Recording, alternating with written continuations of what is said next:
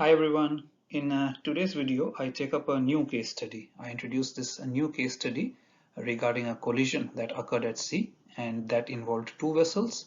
This will test your knowledge of the rules of the road, not only from an exam perspective, but also from a practical perspective of its application at sea. At the end of the video, I will ask you a few questions. I look forward to reading your comments and your feedback, and I will put up my analysis in the next video. So let's get started. In today's scenario, there are two vessels. One is your ship, which is a bulk carrier, the blue colored vessel. It's a bulk carrier that's heading about 045 degrees true, and its speed is about 9 knots.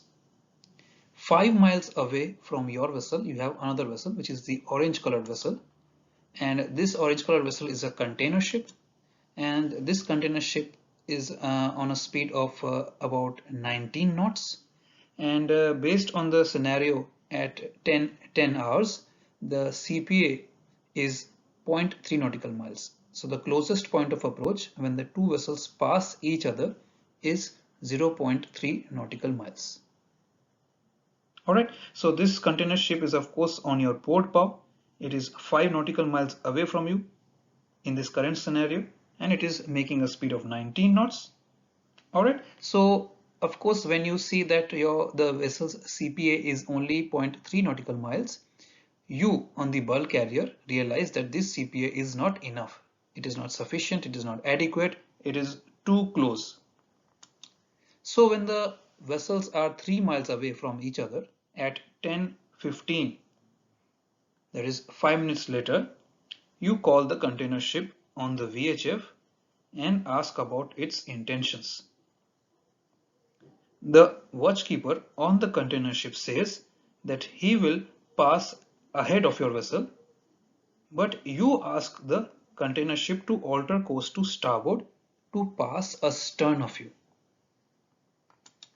However, you realize that the container ship is not altering course, probably because they feel confident enough to pass ahead of you. So at 10:20, that is 5 minutes later, you call again from the bulk carrier and you insist that the container ship alters course to starboard. Alright, because you realize that the other vessel is not altering course. However, few minutes later, the watchkeeper on the container ship probably realizes that the vessels are passing too close of each other, and it starts to alter its course, and the watchkeeper on the container ship changes his mind, begins altering course to starboard. However, it's too late, and a few minutes later the ships collide at 10:24.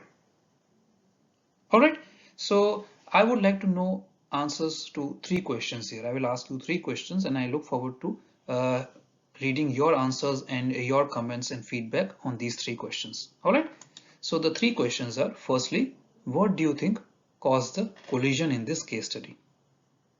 Alright, so give me an analysis of what do you think was the reason, how the rules should have been applied, what was not done, or what would have ideally should have been done.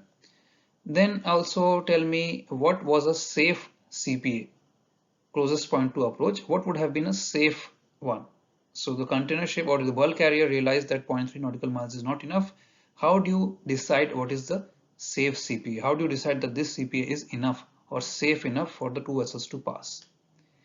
And the third question is, did the VHF conversation between the two vessels improve the situation? Or even if it didn't improve the situation, why it didn't improve the situation, or how it could have improved the situation. So give me an analysis, give me points about both. So I look forward to reading your comments and your feedback on what do you think should have happened, and then in the next video I will provide you with my own analysis, and then we can have a comparison and see whether we agree or disagree on certain aspects of this situation. So all the best with your studies, guys, and these case studies are very useful for you to apply your knowledge of the rules of the road, something that you are learning, memorizing on a daily basis, because this is from real case studies that have happened at sea. Thanks, guys, and bye.